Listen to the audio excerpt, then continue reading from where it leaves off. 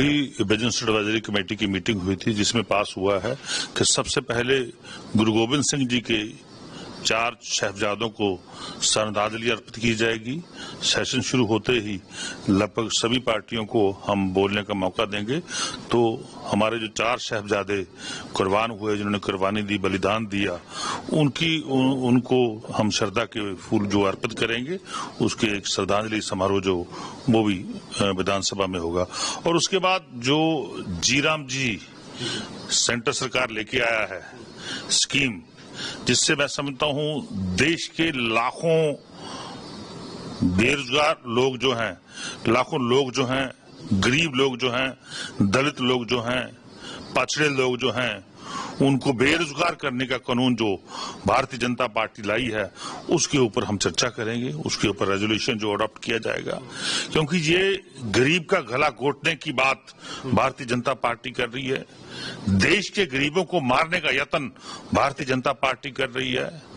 देश का दलित, पंजाब का दलित, उसको मारने का यत्न केंद्र सरकार कर रही है। हम लगातार गरीब लोगों के साथ खड़े हैं।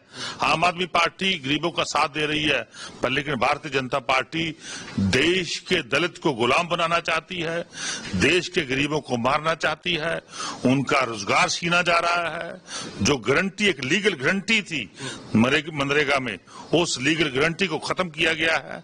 तो उसके ऊपर हम चर्चा करेंगे। आपको क्या लगता है कि सबसे बड़ा नुकसान जो है वो किस तरीके से मजदूरों को होने वाला है? देखिए, बहुत सारी स्कीमें जो हैं, नाम नहीं बदला। एक नामकरण तो चलो भैया भारतीय जनता पार्टी का शुरू से एजेंडा है कि नाम बदलते रहते हैं, पर लेकिन श्री राम जी के नाम पे उन्होंने जो धोखा गरीब लोगों से किया है, दलित वर्ग से किया है, मजदूरों से किया है, उसको लोगों के सामने रखना हमारा फर्ज है। हम इस स्कीम का बिल्कुल विरोध करते हैं। ये गरीब को मारेगी, गरीब का रोजगार छीनेगी, उसको बेरोजगार बनाएगी, उसके बच्चे को पढ़ने से हटाएगी, क्योंकि जब उसके पास पैसा नहीं होगा तो वो अपने बच्चे को कैसे पढ़ाएगा। तो देश को बर्बाद करने का काम जो भारतीय जनता पार्टी कर रही है, उसका हम खुल के विरोध करेंगे। लेकिन इसके अलावा सर अलग सवाल है कि जिस तरीके से जानकारी जो मिली है कि भारत में जो बांग्लादेश के दूतावास थे उनको ढाका वापस बुला लिया गया, आप इसको किस तरीके से देखते हैं जो सिचुएशन बन गई है? देखिए, बांग्लादेश में जो लगातार पॉलिटिकल उलटफेर हो रहा है कंटिन्यूसली पिछले लगभग 6-7 महीनों से, वहां कभी कोई एजिटेशन हो रही है, तो उसका बिल्कुल भारत के भी ऊपर बड़ा असर जो पड़ रहा है।